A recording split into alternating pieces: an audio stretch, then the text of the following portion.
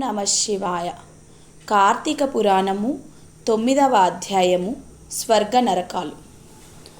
మనము 8వ రోజు పారాయణంలో వశిష్ఠ మహాముని జనక మహారాజుతో అజామిలుడి గురించి, అజామిలుడు పొందిన వైకుంఠ ప్రాప్తి గురించి తెలుసుకున్నాము.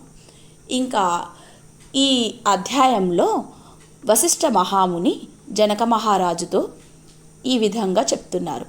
జనక మహారాజా, విష్ణులోకానికి బయలుదేరిన విష్ణుభటుల్ని యమభటులు వెంబడించి తమకు గల సంశయాన్ని నివృత్తి చేయవలసిందిగా వారిని అడిగారు.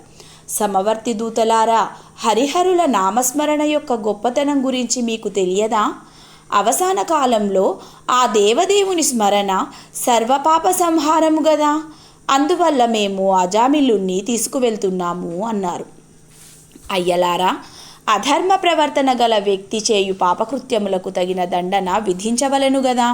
మాతాపితరులను మన్నించని వారు, సాధు సజ్జనులను హింసించువారు, ధన ధాన్యములను దోచుకొనివారు, వ్యభిచరించువారు, పూజలు పునస్కారాలు చేయనివారు, అబద్ధాలతో మోసగించువారు, జంతువులను వేటాడి హింసించు క్రూరులు, సాటివారిని తోటివారిని మన్నించని వారు, దారి కాచి దోచుకొనువారు, వీరంతా పాపాత్ములే కదా. ఈ పాపాత్ములంతా దండనార్హులే కదా. వీరిని దండించుటకు నరలోకమునకు తీసుకొని పోవలెను గదా.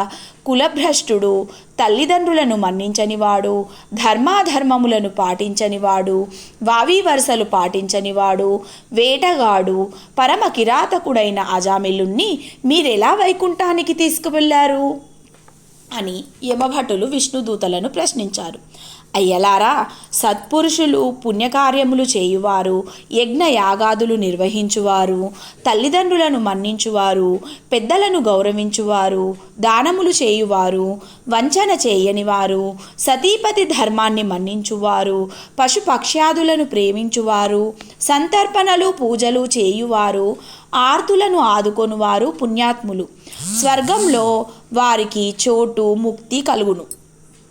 ఎవరి ఇంట హరికథ కాలక్షేపాలు, భాగవత రామాయణ పారాయణాలు జరుగుతుంటాయో, ఎవరి ఇంట పూజలు భజనలు వ్రతాలు జరుగుతుంటాయో అట్టి వారికి పుణ్యం వర్తిస్తుంది. వారికి పాపాలు అంటవు. ఎవరు పుణ్యక్షేత్రాలు దర్శిస్తారో, ఎవరు పుణ్యతీర్థాలలో స్నానమాడుతారో అట్టివారు అధోలోకాలకు పోరు, ఉత్తమ గతులను పొంది పుణ్యలోకాలను చేరుకుంటారు. అయ్యలారా, పాపపుణ్యాలకు సంబంధించిన ముఖ్యమైన విశేషాన్ని విన్నవిస్తాం, వినండి. రుద్రాక్షలు ధరించినందువల్ల, ఢాంబికాలు పలికినందువల్ల, డంబాచారము వల్ల, శుష్కదానాలు పూజలు వల్ల పుణ్యాత్ములు కాలేరు, పుణ్యగతులకు అర్హులు కారు.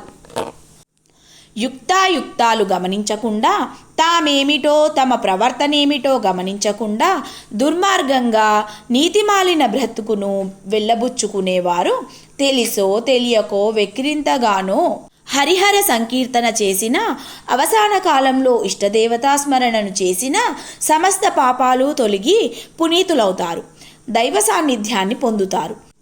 అటువంటి వాడు అజామిలుడు. కులభ్రష్టుడైన, ధర్మదూరుడైన, క్రూరాత్ముడైన, దయాదాక్షిణ్యం శీలము లేనివాడైన తన కొడుకుకు మహావిష్ణువు పేరు పెట్టి సదా నారాయణ నారాయణ అని పిలుస్తూ అవసాన కాలంలో నారాయణ అని ఎలుగెత్తి పిలిచి నన్ను కాపాడు అని వేడుకున్నాడు. ఆ కారణం వల్ల సమస్త దోషాలు తొలగి శ్రీహరి కృపకు పాత్రుడయ్యాడు.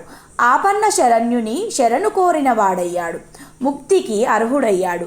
కనుకనే మా వెంట వైకుంఠానికి తీసుకొని వెళ్తున్నాము అని పలికి అజామిలుణ్ణి వెంట తీసుకొని నిష్క్రమించారు హరిదూతలు.